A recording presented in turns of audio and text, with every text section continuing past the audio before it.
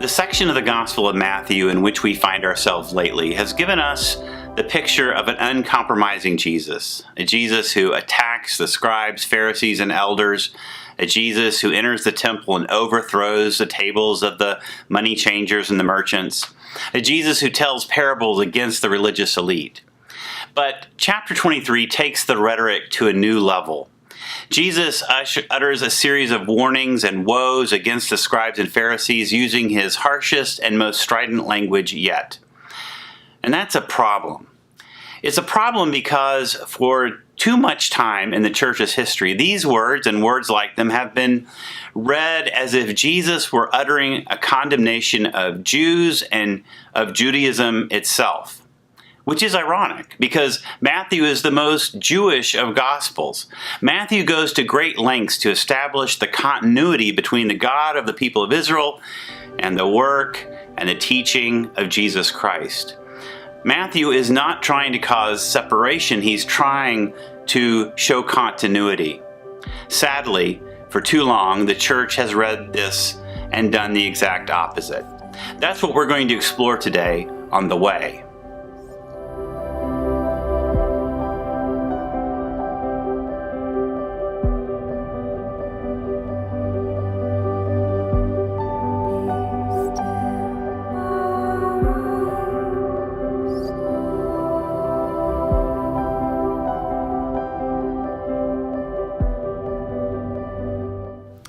We're going to begin with Dr. Warren Carter, who will teach us how to read the Gospel of Matthew, and in particular chapter 23, without reading into it, either consciously or unconsciously, an anti-Jewish attitude. I think originally it would be, in its original context, when it first came into being in the 80s or the 90s, I think it would be unfair to call the Gospel anti-Semitic or anti-Jewish. Because I think the Gospel is written by Jewish folks, predominantly for Jewish folks.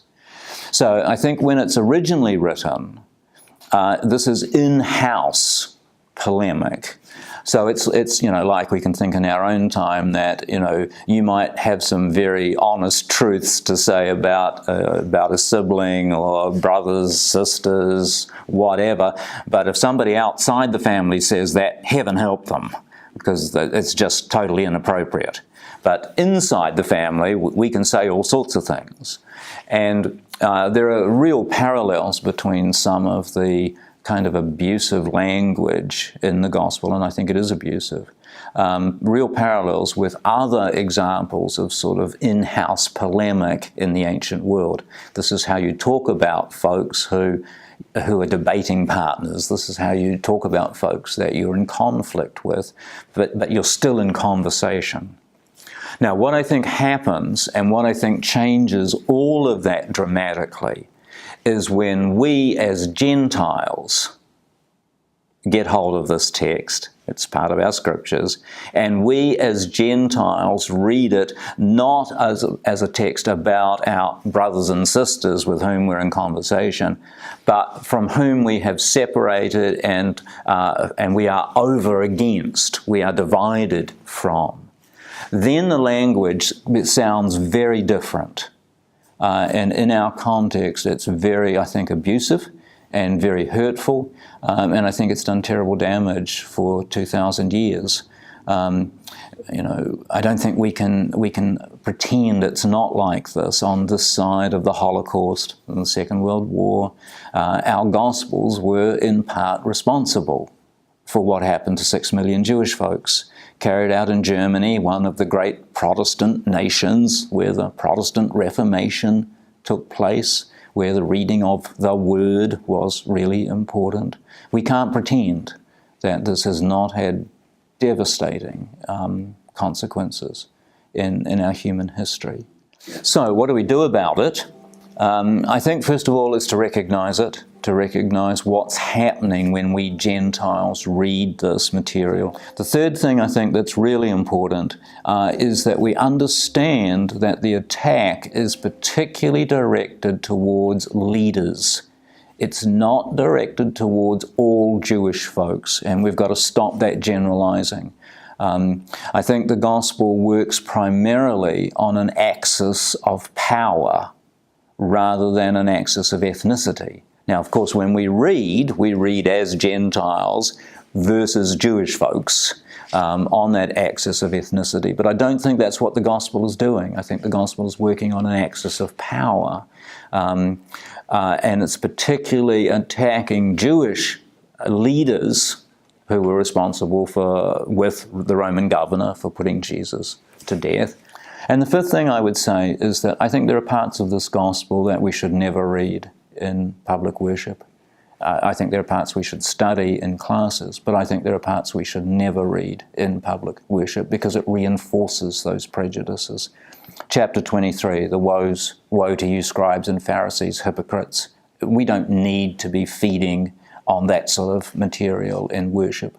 Or in chapter 6, where we have the material about almsgiving and fasting and prayer, which is all set up around, what the hypocrites in the synagogue do. We don't need to be feeding that sort of understanding because all the folks in the synagogues were not hypocrites.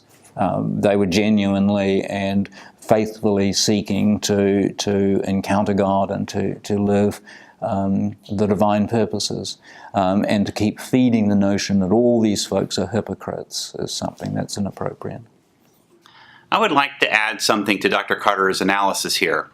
I believe that Matthew's real concern in this passage is the problem of Christian leadership in the early first century.